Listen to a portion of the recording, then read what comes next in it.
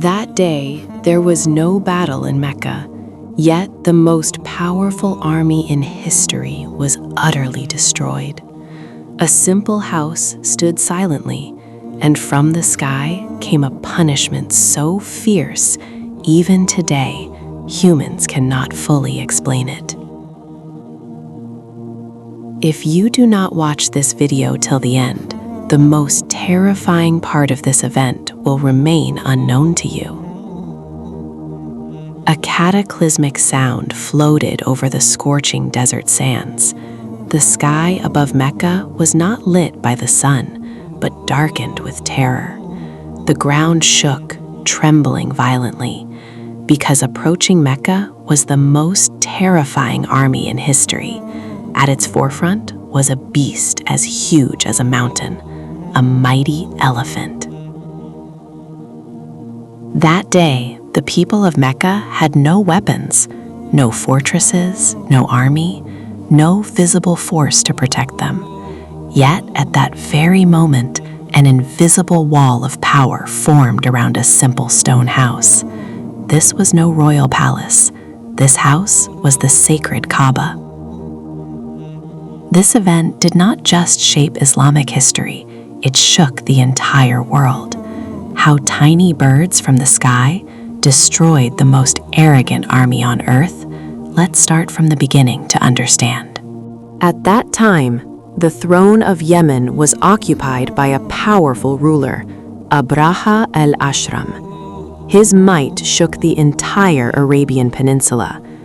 Gold, treasures, wealth, and a massive army, all were under his feet. Yet his heart knew no peace. It burned with a fire of hatred.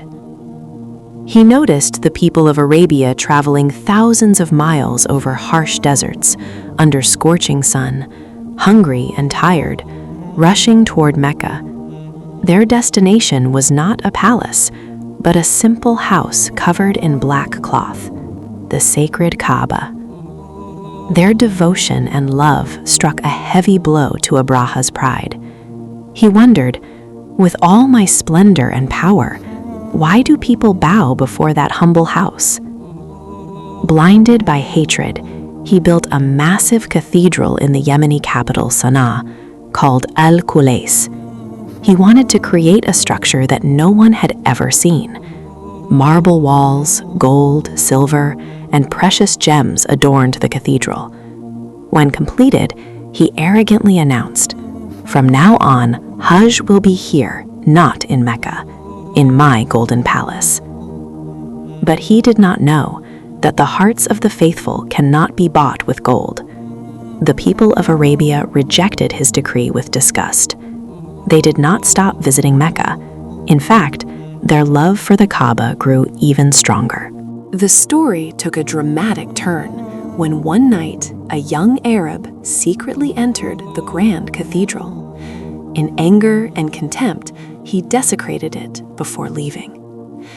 The next morning, seeing this, Abraha was filled with rage. His screams shook the walls of the palace. He swore, "The arrogance of these Arabs, I will destroy that Kaaba, every stone separated, so no one can ever enter again." He assembled a massive army of 60,000 soldiers, an unimaginable force in Arabian history. Their leader, the mighty elephant Mahmud, was colossal, so massive that even seeing it sent chills down a person's spine. The army marched toward Mecca. Small Arabian tribes tried to resist along the way, but against Abraha's overwhelming power, they were like straw. In moments, they were crushed. Finally, the army reached the outskirts of Mecca at a place called Muqammas. Fear gripped the people of Mecca. Before entering the city, Abraha's army plundered their livestock, including 200 camels owned by Abdul-Muttalib, the leader of Mecca. Abdul-Muttalib, a man of impressive stature and composure, bravely went straight to Abraha's tent. Seeing Abdul-Muttalib, Abraha was struck by his appearance and presence. He descended from his throne and sat beside him respectfully. Abraha thought the leader had come to plead for mercy, or to ask him not to destroy the Kaaba. He asked, "What do you want?" Calmly, Abdul Muttalib replied, "Your soldiers have taken 200 of my camels. I want them returned." Abraha burst into laughter, dripping with arrogance. "I thought you were wise," he sneered, "but now I see you are a fool. I have come to destroy your sacred house, and you worry about a few camels?" Abdul Muttalib's historical reply pierced Abraha's pride like an arrow. "I am the owner of the camels, so I seek them, and there is a master for that house who will protect it himself." The words struck Abraha, yet his arrogance remained. He declared, "No one can save that house from me today." Abdul Muttalib took his camels back and retreated to the mountains with the people of Mecca, clinging to the Kaaba and praying, "O Allah, if a servant protects his house, you protect your house." The story takes its most terrifying turn. Imagine the scene: a completely empty Mecca, the Kaaba standing alone, and 60,000 bloodthirsty soldiers with a monstrous elephant marching toward it. Destruction seemed inevitable, but Allah willed otherwise. Where science ends, Allah's power begins. The next morning, Abraha commanded the attack. Mahmud, the elephant, was forced toward the Kaaba. Yet the moment he approached, he did not take a single step. He knelt. He was struck with iron rods, pierced, yet he remained firm. If turned toward Yemen or Syria, he ran, but toward the Kaaba, he would sit. Even the helpless animal understood whose dominion it was. As Abraha struggled in anger, the sky above Mecca darkened unnaturally. From the sea came a flock of strange birds, the ababil. They were not vultures or eagles, but small birds, swallows by type. In flocks, they covered the sky above the Kaaba. Each carried 3 small stones, 1 in the beak, 2 on the feet.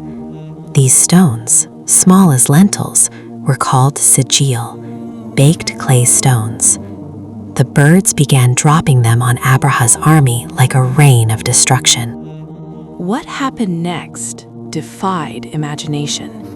Each stone did not act like ordinary stone. It pierced helmets, cracked skulls, tore through flesh, and even penetrated the elephant's back, burying into the ground. In moments, the mighty army was shredded and destroyed. The Qur'an describes it in Surah Al-Fil, so he made them like eaten straw. Screams filled the air. Abraha, once roaring, now sought escape, but there was no refuge from Allah's wrath. His body began to decay. Fingers fell one by one. He barely reached Yemen, only to die a horrific death with his chest split open. The world witnessed. Anyone who sets their eyes against Allah's house faces his punishment. The Kaaba was saved. Mecca was secure. And just 50 days after this miraculous event, the Prophet Muhammad ﷺ was born in the sacred land of Mecca, as if Allah had purified it from all evil before his beloved's arrival. This history teaches us one thing: no matter how powerful an army, no matter how mighty a ruler, in front of Allah, it is nothing. A house Allah protects cannot be destroyed by anyone on earth. Dear viewers, the remnants of Abraha's destruction remain a witness to history. If you believe that Allah is almighty and the only protector, write in the comments, Allahu Akbar. If this video has stirred your heart even a little, share it to give your friends a chance to witness this amazing story. To keep receiving more thrilling and true Islamic history, subscribe now and hit the bell icon of Allure Itihas channel. See you in the next video.